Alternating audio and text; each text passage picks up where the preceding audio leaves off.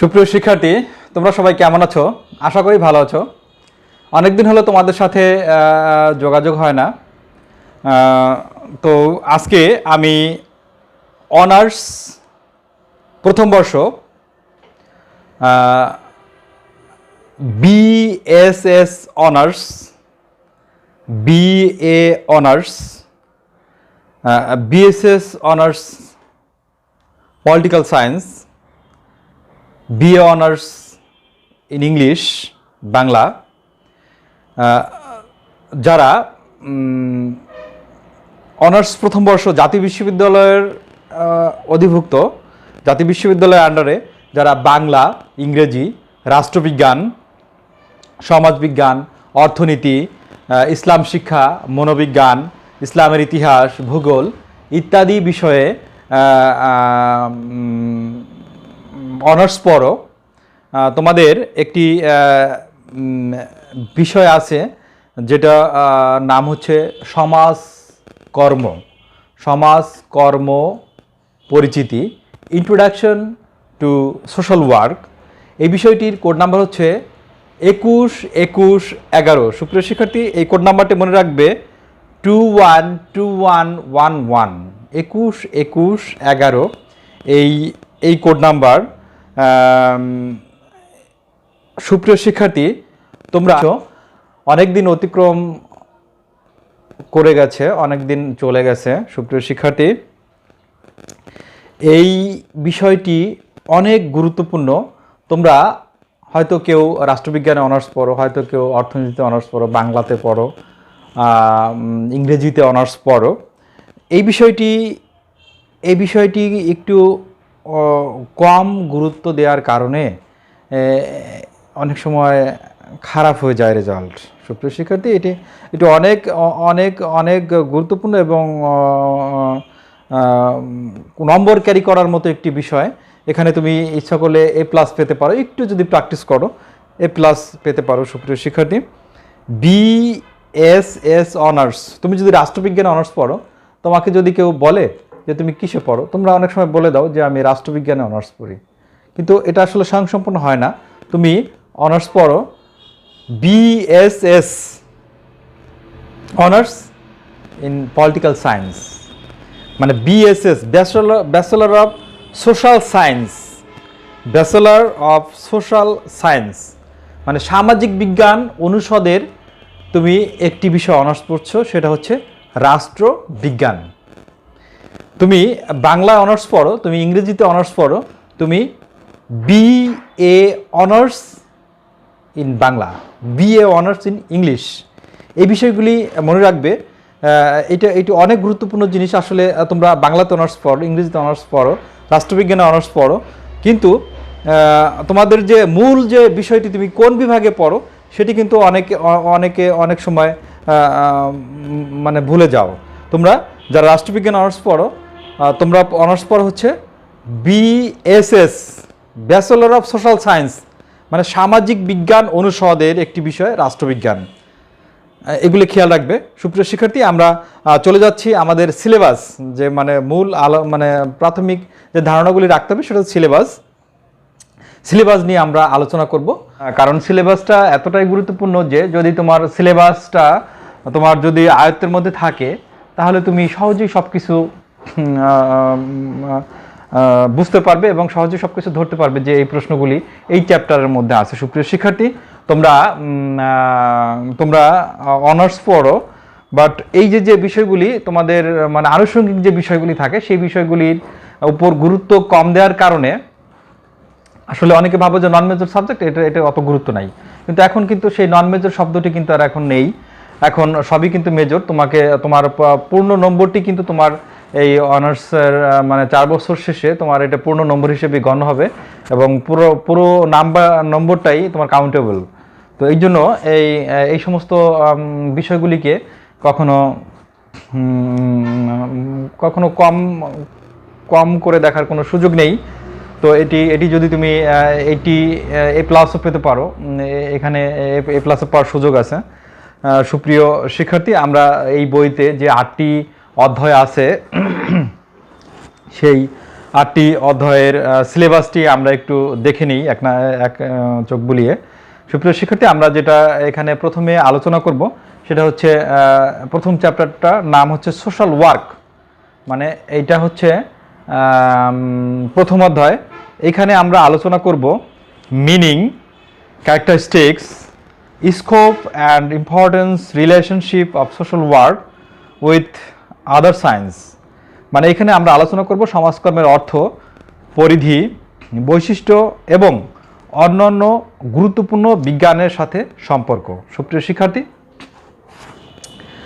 এটা আমরা এখানে যে সামাজিক বিজ্ঞানের যে অন্যান্য বিষয়গুলি আছে, রিলেটেড যে বিষয়গুলি আছে সেখানে আমরা আলোচনা করব। এখানে দেখব আমরা যে সোশিওলজি সমাজ বিজ্ঞান, ইকোনমিক্স অর্থনীতি, সাইকোলজি মনোবিজ্ঞান, অ্যান্ড পলিটিক্যাল সায়েন্স রাষ্ট্রবিজ্ঞান, এগুলি সবগুলি কিন্তু সামাজিক বিজ্ঞানের রিলেটেড বিষয়। সামাজিক বিজ্ঞানের এক একটা শাখা, এইগুলির সাথে সমাজকর্মের কী সম্পর্ক আছে এই বিষয়গুলি আমরা প্রথম অধ্যায়ে আলোচনা করব। সুপ্রিয় শিক্ষার্থী, 2 নম্বর চ্যাপ্টার যেটা আছে হলো ইভ্যালুয়েশন। ইভ্যালুয়েশন হচ্ছে বিবর্তন। Evaluation of social work in UK, United kingdom, USA, United states of America, India and Bangladesh. সুপ্রিয় শিক্ষার্থী, আমরা এই সমাজকর্মের উদ্ভব, সমাজকর্মের সূতিকাগার, সমাজকর্ম যেখানে জন্ম হয়েছিল সে বিস্তারিত ইতিহাস, আমরা এর বিবর্তনটা কিভাবে লাভ করে আমাদের এই সাবকন্টিনেন্টে আমাদের দেশে এসেছে, আমরা সেই বিষয়গুলি এই 2 নম্বর চ্যাপ্টারে মানে দ্বিতীয় অধ্যায়ে আমরা আলোচনা করব। সুপ্রিয় শিক্ষার্থী, আমরা দেখি এবার আমরা বলেছিলাম যে এই বইতে 8টি অধ্যায় আমরা আলোচনা করব। 8টি অধ্যায়ের প্রথম অধ্যায় পেলাম, দ্বিতীয় অধ্যায় পেলাম, এবার তৃতীয় অধ্যায়টা দেখি কি আছে। এখানে আছে হলো social reformers and their movements in preparation India and Bangladesh. সুপ্রিয় শিক্ষার্থী, এটা হচ্ছে প্রাক বিভক্ত ভারত বাংলাদেশের প্রধান সামাজিক সংস্কার আন্দোলন। এটি হচ্ছে অবিভক্ত ভারত বাংলায় সমাজ সংস্কার, মানে সমাজ সংস্কার আন্দোলন। এই সমাজ সংস্কারের আন্দোলনে কারা কারা নেতৃত্ব দিয়েছিলেন তাদের ইতিহাস, তাদের জীবনী আমরা আলোচনা করব। তাদের কর্মক্ষেত্র, তারা কি আন্দোলন, সামাজিক কি আন্দোলন করেছিল, এগুলো আমরা আলোচনা করব এই 3 নম্বর চ্যাপ্টারে। এখানে আমরা দেখব রাজা রামমোহন রায়ের সমাজ সংস্কারক, মানে সমাজ সংস্কারের যে অবদানগুলি আছে সেগুলি আমরা আলোচনা করব। এখানে আমরা আলোচনা করব ঈশ্বরচন্দ্র বিদ্যাসাগরের সমাজ সংস্কারের ক্ষেত্রে অবদান। তারপরে আমরা আলোচনা করব আরও একে ফজলুল হক, আমরা আরও আলোচনা করব স্যার সৈয়দ আহমেদ খান এবং বেগম রোকেয়া সাখাওয়াত হোসেন।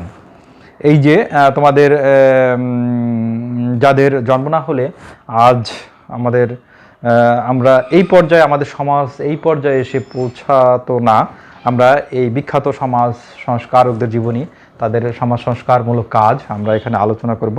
এটি ছিল 3 নম্বর চ্যাপ্টার। সুপ্রিয় শিক্ষার্থী, আমরা দেখি 4 নম্বর চ্যাপ্টারটা কি আছে। এটা হলো social legislation related to social security, women welfare, child welfare. সুপ্রিয় শিক্ষার্থী, এটা হচ্ছে সামাজিক নিরাপত্তার সাথে সংশ্লিষ্ট আইনসমূহ। বাংলাদেশের সামাজিক নিরাপত্তার সাথে কি কি আইনগুলি আছে, এখানে আছে নারী কল্যাণমূলক আইন, women welfare and child welfare, মানে শিশু কল্যাণ। এই আমরা আইন নিয়ে আলোচনা করব। সুপ্রিয় শিক্ষার্থী, তারপরে 5 নম্বর চ্যাপ্টার যেটা, এটা হচ্ছে প্রফেশন অ্যান্ড সোশ্যাল ওয়ার্ক। এখানে আমরা আলোচনা করব meaning and characteristics of profession, মানে পেশার বৈশিষ্ট্য, অর্থ, এগুলো আমরা আলোচনা করব। Social work as a profession, সমাজ কর্ম পেশা হিসেবে সমাজকর্ম আমরা আলোচনা করব। এখানে আরও আলোচনা করব হলো philosophical religion and ethical basic of social work. এখানে আমরা আরও আলোচনা করব সমাজকর্মের দার্শনিক ভিত্তি এবং ধর্মীয় নৈতিক ভিত্তি। সুপ্রিয় শিক্ষার্থী, এটি গেল 5 নম্বর অধ্যায়।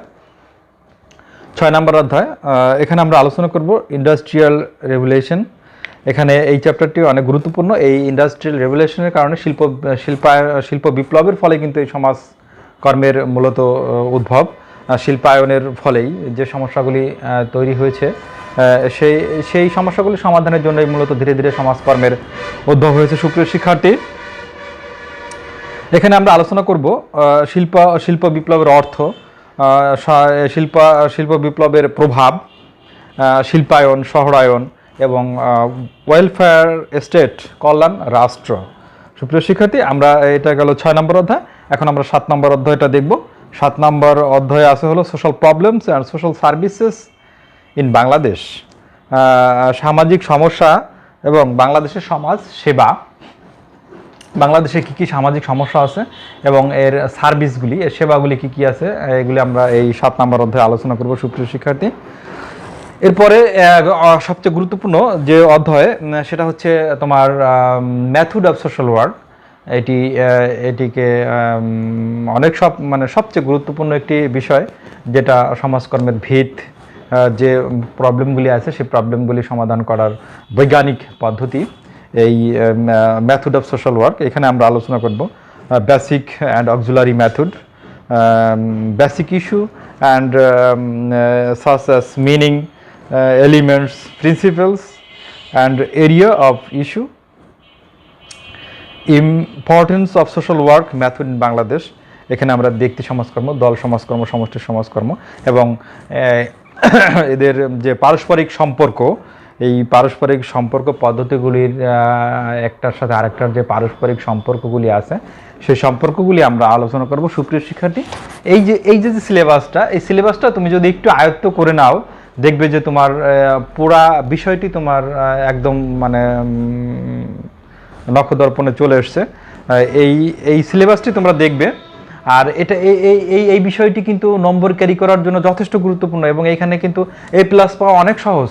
সুপ্রিয় শিক্ষার্থী, তোমরা যদিও সমাজকর্মে অনার্স পড়ো না, রাষ্ট্রবিজ্ঞানে পড়ো, বাংলায় পড়ো, ইংরেজিতে পড়ো, ভূগোলে পড়ো, ইসলামের ইতিহাসে পড়ো, কিন্তু এই যে সমাজকর্ম বিষয়টি, এটি কিন্তু 4 ক্রেডিট, 4 ক্রেডিট, কিন্তু এটা কিন্তু অনেক গুরুত্বপূর্ণ, তোমার মূল নম্বরের সাথে কিন্তু যুক্ত হবে। তুমি কিন্তু এটাকে অবহেলা করে যে ভাবো যে পরীক্ষার রাতে একটু পড়বো, কিন্তু আসলে তখনও কিন্তু কিছু পড়া হয়ে ওঠে না। এটা যদি আগে থেকে প্র্যাকটিস করো, একটু বইটা দেখো, শুধু চোখ বুলে যাও, বিভিন্ন বছরের প্রশ্নগুলো যদি দেখো, বইয়ের সাথে যদি সম্পর্ক রাখো, তাহলে কিন্তু এটাই কিন্তু A+ পাওয়া সম্ভব। A+ পাওয়া সম্ভব, আমি আবারও বলছি, এখানে A+ পাওয়া সম্ভব, কোনো ব্যাপারই না।